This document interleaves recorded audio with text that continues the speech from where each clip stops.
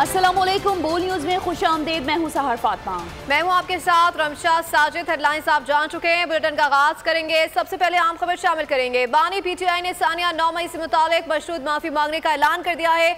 कमरा अदालत में सहाफियों से गैर रस्मी गुफ्तगू में कहा कि पहले 9 मई की सीसीटीवी फुटेजेस सामने लाई जाए। अगर पीटीआई के लोग मुलविस पाए गए तो माफी मांगूंगा, कारकुन मुलविस हुआ तो पार्टी से निकालूंगा। फुटेज से मुजरिमान की शनाख्त करके कैफर किरदार तक पहुंचाया जाएगा। जुल्म हमारे साथ हुआ, 10,000 लोगों को जेल में डाला गया। हमें इलेक्शन नहीं लड़ने दिया गया, पार्टी पर पाबंदी लगाई गई। मुशर्रफ ने नवाज शरीफ और आसिफ अली जरदारी को NRO 2 दिया। दोनों ने 1100 अरब रुपए के केसेस माफ करवाए। 20 सीटों वाली जमात को धांधली ज़दा इलेक्शन से मुसल्लत कर दिया गया। वाज़ेह किया कि हम फॉर्म 47 वाली हुकूमत से किसी सूरत बात नहीं करेंगे। उन्होंने मुतालबा किया कि मेरा, नवाज शरीफ और आसिफ अली जरदारी का नाम ECL में डाला जाए। बानी पीटीआई का माफी मांगने का ऐलान। अपोजिशन लीडर उमर आयूब ने वजाहत कर दी। कहते हैं कि उनके कायद ने मशरूत माफी का ऐलान किया है। पहले सीसीटीवी फुटेजेस लाई जाएं, फिर बानी पीटीआई माफी मांगेंगे। से कह रहे हैं कि जी हमें बताओ सही, हमारा कसूर क्या है भाई, हमें बताओ। डॉक्टर यास्मीन राशिद साहिबा बाहर खड़ी होकर रोक रही थी सारों को। सीसीटीवी फुटेज तो सामने लाए ना, सीसीटीवी फुटेज ही गायब कर दी गई है। जुडिशल कॉम्प्लेक्स में मुराद सईद मेरे राइट साइड पे था, जुल्फी बुखारी मेरे लेफ्ट साइड पे थे। बाकी बैरिस्टर गौर साहब और शिबली फराज साहब आ रहे, उन्होंने रोका, उन्होंने कहा जी अंदर ट्रैप है। उन्होंने कहा है सीसीटीवी फुटेज जो है वो सामने लाएं और उसके बाद कोई पीटीआई का शख्स मुलवस हुआ तो फिर देखते हैं। नंबर पहली बात यह है कि सीसीटीवी फुटेज गायब है। हम तो डे 1 से ये कह रहे हैं कि सीसीटीवी फुटेज जो है वो सामने लाई जाए, चाहे वो GHQ के सामने हो, चाहे वो जुडिशल कॉम्प्लेक्स के सामने हो, जहां पे भी हो, आपका कोर कमांडर हाउस के सामने हो, लाएं फुटेज। दूध का दूध, पानी का पानी हो जाएगा। एक झूठ को छुपाने के लिए 100 झूठ बोलने पड़ गए। 9 मई से मुतालिक बानी पीटीआई का एक और मुज़िका खेज बयान मंजर आम पर आ गया। अब कहते हैं कि अगर 9 मई के सीसीटीवी फुटेज देख लें तो मुआफी मांग लेंगे। इन बयानात से बानी पीटीआई का माजी में बोला गया झूठ पकड़ा गया। मजीद तफसीलात जानेंगे नुमाइंदा खुसूसी सलमान अवान से। सलमान, आगाह कीजिएगा। जी बिल्कुल, आपने सही कहा कि इस बयान को मज़ाका खेज कहा जा सकता है और जिस तरह से वो अपने यू टर्न लेने के मामले में मशहूर हैं या बदनाम हैं, तो ये उनका एक और मास्टर यू टर्न है जिसमें उन्होंने 9 मई के हवाले से सारे के सारा अपना बयानिया जो है वो एक तरह से उलट कर रख दिया है और बड़ी मज़ाका खेज जो है उनकी गुफ्तगू सामने आई है, जिसमें उनका मुतालबा है कि उल्टा उनसे माफ़ी मांगी जाए क्योंकि उन्हें अगवा किया गया। और सबसे जो मज़ाका खेज चीज़ है वो ये है कि उनका कहना है कि 9 मई की जो फुटेजेस हैं, जो वाक़यात हैं, खासतौर पर CCTV फुटेज की हम बात कर रहे हैं, तो इसमें अगर PTI का एक भी कारकुन सामने आया तो वो मशरूत तौर पर माफी मांगने के लिए तैयार हैं। तो ये बहुत ही मज़ाक़ खेज गुफ्तगू है जिसमें हम देख सकते हैं कि जो 9 मई के हवाले से फुटेजेस हैं उसमें ना सिर्फ PTI के कारकुन मौजूद हैं बल्कि जो PTI के बड़े बड़े लीडर हैं, बड़े बड़े रहनुमा जो शुमार होते हैं और बहुत सारी वो ख़वातीन जिन्होंने PTI के झंडे उठा के, परचम उठा के, इनकी तस्वीर उठाकर पाकिस्तान के खिलाफ, रियासत पाकिस्तान के इदारों के खिलाफ मुग़ल्लज़ात जो हैं बकी और धमकियाँ दी, वो तक फुटेजेस जो है वो मौजूद है। और उसके बावजूद बानी PTI साबिक़ वज़ीर-ए-आज़म का ठीक है। सलमान अवान तफसीलन आगाह कर रहे थे, आपका बहुत शुक्रिया। उम्मीदवार सियासी जमात में 3 दिन में शामिल हो सकते हैं। अदालत ने 7 उम्मीदवारों को 15 दिन का वक्त दिया जो कानून के खिलाफ है। इलेक्शन कमीशन ने मखसूस हिस्सों का फैसला चैलेंज कर दिया है। सुप्रीम कोर्ट में नजरसानी के लिए दरख्वास्त दायर। 12 जुलाई का फैसला वापस लेने की इस्तदा। पाकिस्तान मुस्लिम लीग नून और पीपल्स पार्टी ने भी मखसूस हिस्सों के फैसले के खिलाफ नजरसानी अपील दायर कर रखी है। सुप्रीम कोर्ट की प्रैक्टिस एंड प्रोसीजर कमेटी ने नजरसानी दरख्वास्त को सितंबर की तातीलात के बाद मुकर्रर करने का फैसला किया है। तो उधर तहरीक इंसाफ ने इलेक्शन तरमीम एक्ट सुप्रीम कोर्ट में चैलेंज कर दिया है। बैरिस्टर गौहर अली खान ने आईनी दरख्वास्त सुप्रीम कोर्ट में दायर की। दरख्वास्त में इलेक्शन तरमीम एक्ट को कलअदम करार देने की इस्तदा की गई। विफाक और इलेक्शन कमीशन को फरीक बनाया गया। दरख्वास्त में मौक़िफ़ इख्तियार किया गया है कि इलेक्शन कमीशन को मखसूस नशिस्तें दूसरी सियासी जमातों को अलॉट करने से फौरी रोका जाए और पाकिस्तान तहरीक इंसाफ को अलॉट करने का हुक्म दिया जाए। पाकिस्तान के अवाम बांग्लादेश के साथ खड़े हैं। बानी PTI ने शेख मुजीब को हीरो बनाया, अपना मुवाज़ना शेख मुजीब से किया। यूटर्न लेना बानी PTI का वतीरा है। अब एक जमात को शेख मुजीब से मुतालिक अपना बयानिया बदलने की जरूरत है। वफाकी वज़ीर इत्तलात अता तारड़ की न्यूज़ कॉन्फ्रेंस कहा कि इलेक्शन एक्ट तरमीमी बिल को कसरत राय से मंजूर किया गया। क्रॉसिंग के हवाले से आइन और कानून बिल्कुल वाज़ेह है कि फ्लोर क्रॉसिंग नहीं हो सकती। सुप्रीम कोर्ट के 2 ऑनरेबल जजेस ने बड़े ही पर्टिनेंट सवालात उठाए। 15 दिन गुजर गए, तफसीली फैसला जारी अक्सरियत की तरफ से क्यों नहीं किया जा रहा? एक ऐसी पार्टी आप ज्वाइन करें जिसका वजूद नहीं है पार्लियामान में और कहें मुतनासिब नुमाइंदगी के फॉर्मूले के तहत हमें सीटें भी दी जाएं। तो ये किस तरह का इंसाफ है और ये किस तरह की बात है? जो पाकिस्तानी हुकूमत है, पाकिस्तानी अवाम है, हम बांग्लादेश की अवाम के साथ खड़े हैं। बानी चेयरमैन PTI ने शेख मुजीब को एक हीरो के तौर पे पोर्ट्रे किया। अब जब शेख मुजीब के मुजस्मे वहां पे गिराए गए हैं तो अब वो कहते हैं कि जी ये देखें अवाम ने क्या किया। और कल बैरिस्टर गौहर साहब बात कर रहे थे कि शहबाज शरीफ साहब कुछ सीखें हसीना वाजिद से। भाई साहब, एक स्टैचू गिरने से आपने अपना ईमान बदल लिया। अब खड़े हो ना, कहें, लगाएं पोस्टें, बनाएं वीडियोस के जी हम शेख मुजीब और हम शेख मुजीब के साथ हैं। आज आप कह रहे हैं जी अवाम ने कमाल कर दिया।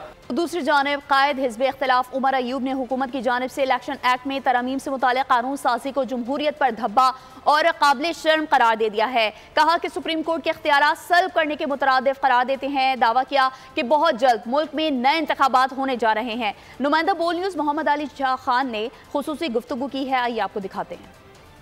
तहरीक इंसाफ का भूख हड़ताली कैंप कौमी असम्बली के बाहर जारी है। मेरे साथ इस वक्त कायदे हिज़्ब इख्तिलाफ उमर अयूब साहब। जो कल कानून साजी यहाँ से हुई है, मैं तो इधर था नहीं, मैं और मेरे काफ़ी हमारे 4-5 साथी और मैंने हम लोग इंसदाद दहशतगर्दी अदालत लाहौर से, अभी मैं उधर से होके आ रहा हूँ, बैक टू बैक आज 2 पेशियाँ थी।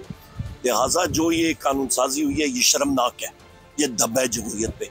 रेट्रोस्पेक्टिव इफेक्ट के साथ आप सिर्फ और सिर्फ सुप्रीम कोर्ट की पावर्स को कर्टेल करने के लिए किया है, और सिर्फ इसलिए क्योंकि इस हुकूमत को अहकामात मिले थे। इनसे आप पूछे ना प्राइवेटली कि जी किधर से अहकामात, तो चुप करके कहते हैं ना हमें अहकामात, हमें हुक्म है। अच्छा जी आपको हुक्म है, किधर से, वो बताते नहीं है।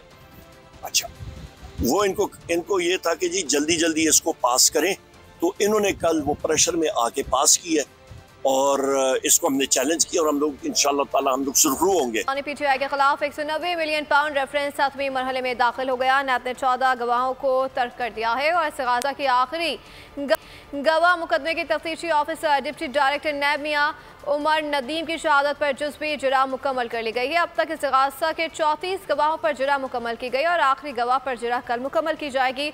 वकलाए सफाई की जानिब से 190 मिलियन पाउंड रेफरेंस के तफ्तीशी ऑफिसर मियां उमर नदीम पर जरा कल भी जारी रखी जाएगी। दूसरी जानिब PTI की अहलिया अबुशा बीबी ने रेफरेंस पे बरियत की दरख्वास्त दायर कर रखी है, जिस पर अदालत ने फरकीन को नोटिस जारी कर दिए। PTI रहनुमा आलिया हमजा की 9 मई के मुकदमे में गिरफ्तारी का मामला है। 50,000 रुपए के जमानती मचल के जमा करवा दिए गए। गुजरावाला में डिस्ट्रिक्ट एंड सेशन जज की अदालत ने आलिया हमजा की रिहाई के रोक कार जारी कर दिए। डिस्ट्रिक्ट एंड सेशन जज जावेद इकबाल ने आलिया हमजा की 31 जुलाई को जमानत मंजूर की थी। चेयरमैन पैमरा ने सदर मुमलिकत को पैमरा रिपोर्ट 2021-23 पेश कर दी। सदर मुमलिकत ने जाली खबरों गलत मालूमात की फैलाव की हौसला शिकनी की जरूरत पर जोर दिया।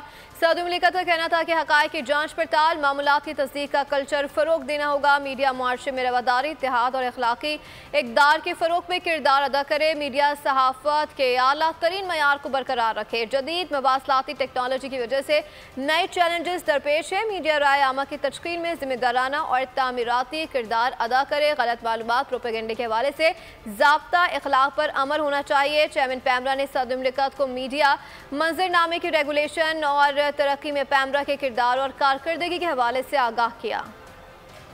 और नाजरीन आपको बताएं कि 27 साल बाद कत्ल के मुकदमे का फैसला जारी कर दिया गया। सुप्रीम कोर्ट ने कत्ल के मुजरिम की राजीनामे की बुनियाद पर रिहाई का हुक्म दे दिया। चीफ जस्टिस काजी फाइज ईसा ने इंसाफ फराहमी में ताखीर पर माजरत भी की। चीफ जस्टिस ऑफ पाकिस्तान की सरबराही में 5 रुकनी शरीयत एपलेट बेंच ने मुलजिम मोहम्मद अकरम की अपील पर समाअत की। अदालती हुक्मनामे के मुताबिक खानेवाल के रिहायशी मुलजिम मोहम्मद अकरम को कत्ल केस में 13 अप्रैल 1997 में गिरफ्तार किया गया था। मुलजिम और वर्सा के दरमियान 2018 में राजीनामा हुआ। अदालत में मुनासिब मुआवनत नहीं की गई। अदालत ने मुलजिम को रिहा करने का हुक्म दे दिया।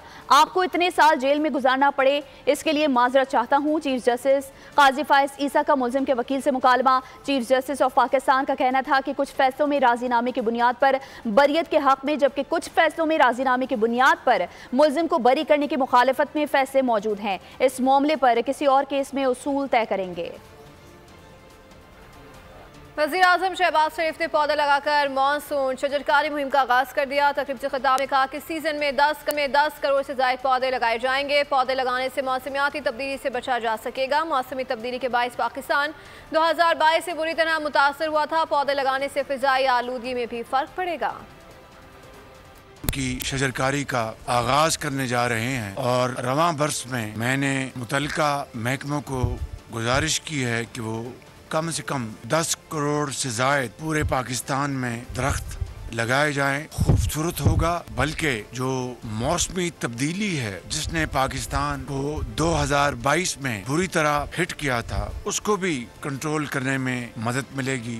फ़ज़ाई आलूदगी में बहुत फ़र्क पड़ेगा। उम्मीद करता हूँ कि पूरे पाकिस्तान में सूबाई हुकूमतों के साथ मिलकर वफाकी हुकूमत, महकमे, अफराद, ज़िम्मेदार अफसरान सब मिलकर इस अजीम काम में अपना भरपूर किरदार अदा करेंगे और पाकिस्तान को आलूदगी से बचाने के लिए और इस मुल्क को खूबसूरत बनाने के लिए अपना भरपूर किरदार अदा करेंगे।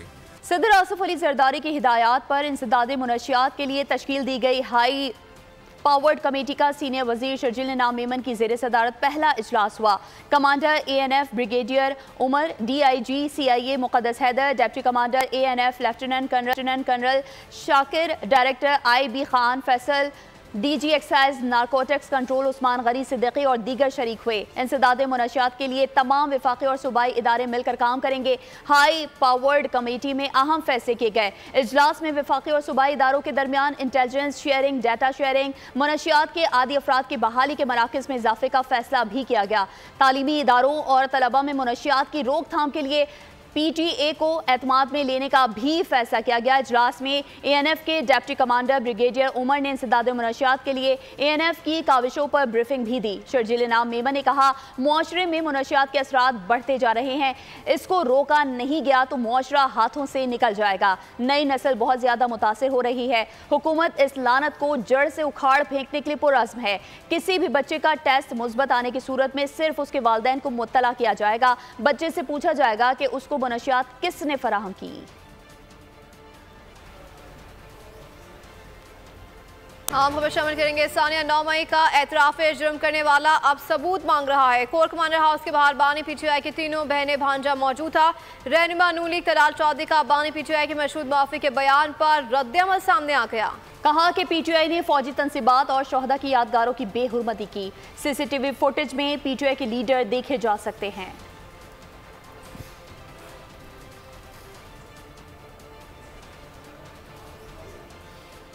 नाज़रीन, कराची की सड़कों का अल्लाह ही हाफिज से ऊंची नीची सड़कें कमर दर्द का तोहफा देने लगी हैं। जिंदगियां खतरे में आ गई। शाह फैसल जाने वाला रोड अब तक ठीक ना हो सका।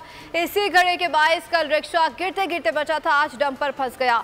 अपडेट करें कि आपको ऐसी सूरत हाल में शहर का कोई वली वारिस नहीं है। ये है सिंगर चौरंगी और यहाँ से निकल रही है शाह फैसल जाने वाली सड़क। वक्त बदला लेकिन हालात ना बदले। कल इस गड्ढे में रिक्शा धंसा, आज डंपर फंसा, कल शायद कंटेनर होगा। जी जनाब, यही है मेट्रोपॉलिटन सिटी कराची की सड़कों का हाल। शहरियों ने बताया कि सड़क पर हादसा तो मामूल की बात है। 1-2 दिन पहले भी रिक्शे पलटी हुए हैं इसी गड्ढे के अंदर जो आप देख रहे हैं। इसमें 2-3 बच्चे भी जख्मी हुए हैं और ये आज से नहीं, ये कई सालों से ये मामला हैं। और ये जब बारिश होती है, सेवरेज का जो पानी है ये आगे इसकी निकासी नहीं है, कहीं पर भी जाता नहीं है। आप देख रहे हैं अब सारा फुल हुआ हुआ है। इसी की वजह से ये सारा सेवरेज का पानी रोड में ही रहता है और रोड से ही आ रहा होता है और उसके बाद ये गड्ढे बन जाते हैं। हालिया बारिशों के बाद शहर कायद की सड़कों पर पड़े गड्ढे मजीद गहरे हो गए हैं। सुबह घर से ठीक निकलो और घर वापसी पर कमर का दर्द तोहफे में मिलता है। इन सड़कों पर सफर करने वालों को सलाम। कराची में ट्रैफिक जैम होना रोज का मामूल बन चुका है। बारिश के बाद मुतादिद सड़कों पर गड्ढे पड़ गए, जिसके बायस ट्रैफिक की रवानी मुतासर हो रही है। ताज़ा तरीन सूरत हाल जानते हैं मोहम्मद काशान से, जो इस वक्त कोरंगी में सिंगर चौरंगी पर मौजूद हैं। काशान, आगाह कीजिएगा, ये वैसे ही ऑफ टाइम होता है तो इस वक्त मामूल से ज्यादा ट्रैफिक होता है और अब सड़कों पर गड्ढे पड़े हुए हैं, किन मुश्किल? जी बिल्कुल, देखिए हालिया बारिशों के बाद जो है कराची की मुतादिद सड़कों पर गड्ढे जो हैं वो ज़्यादा ही गहरे हो गए और बड़े बड़े गड्ढे पड़ चुके हैं, जिससे कराची की मुतादिद सड़कें जो हैं उस पर शदीद ट्रैफिक की रवानी जो है वो मुतासिर हो रही है। मैं सिंगर चुरंगी से शाह फैसल जाने वाली शाहरा पर मौजूद हूँ। अब से कुछ देर पहले जो है बॉल न्यूज़ ने खबर नशर करी थी, जिस पर इंतजामी हरकत में आई है। रोड जो है सबसे बंद करा हुआ था, ट्रैफिक पुलिस ने जो अब ये रोड खोल दिया है, जिससे ट्रैफिक की रवानी जो है मामूल से जो मुतासिर थी उसकी तेज़ी आई है। यहाँ से ट्रैफिक की रवानी जो है बहाल होना शुरू हुई है।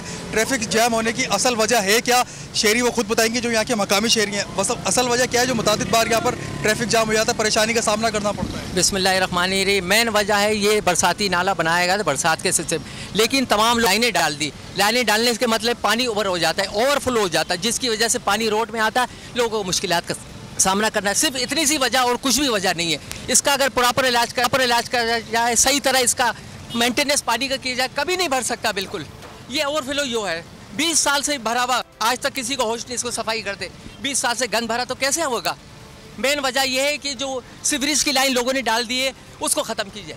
अगर वो लाइन ख़त्म हो गई सब मामला क्लियर हो जाएगा और कोई इशू नहीं है। बिल्कुल इतना सा। बिल्कुल थैंक यू। आपने देखा कि शहरी बता रहे कि सीवरेज का पानी रोड पर जो है रोज़ का मामूल बन गया, वो रोड पर आता है, जिससे ट्रैफिक की रवानी जो है मुतासिर हो जाती है। अपडेट कर रहे थे आपका। वज़ारत ख़ज़ाना के मुलाजमीन की मौजें, 4 एजाज़ी तनख्वाहें एक साथ वसूल। ऑडिटर जनरल पाकिस्तान की रिपोर्ट में बड़ा इंकशाफ। रिपोर्ट के मुताबिक माली साल 2022-23 में खजाना डिवीजन ने एजाज़िया की मद में 24 करोड़ रुपए से ज्यादा की अदायगियाँ की। ग्रेड 1 से 20 के सरकारी मुलाजमीन में 22 करोड़ 54 लाख रुपए बांटे गए। ग्रेड 21 से 22 के अफसरान को 1 करोड़ 35 लाख रुपए से ज्यादा एहसासी तनख्वाह के तौर पर दिए गए। सेक्रेटरी ऑफिस के मुलाजमीन को 10,24,000 रुपए से ज्यादा दिए गए। FVR के मुलाजमीन को भी 1,72,700 रुपए एहसासिया दिए गए। मुलाजमीन को दिए गए एहसासिये में से 2 से 10% तक इनकम टैक्स भी मुहैया किया गया है। ऑडिटर जनरल पाकिस्तान ने रिपोर्ट में ये रकम वापस लेने की हिदायत कर दी है।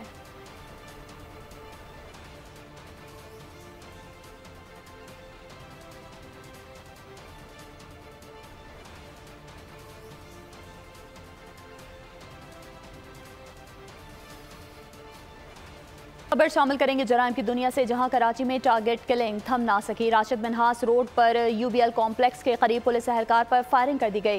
कांस्टेबल शबीर अहमद शदीद जख्मी हुआ, जिसे अस्पताल मुंतकिल किया गया, लेकिन वो जांबर ना हो सका। पुलिस का कहना है कि वाक़े की जगह से गोलियों के 11 खोल मिले हैं। रवा साल फायरिंग के वाक़यात में 6 पुलिस एहलकार जाँ बहक हो चुके हैं। दूसरी तरफ कोरंगी वीटा चौरंगी पर फायरिंग से रेंजर्स एहलकार जख्मी हो गया। एहलकार को जिन अस्पताल मुंतकिल कर दिया गया। वाक़े की मज़ीद तहक़ीक़ात जारी हैं।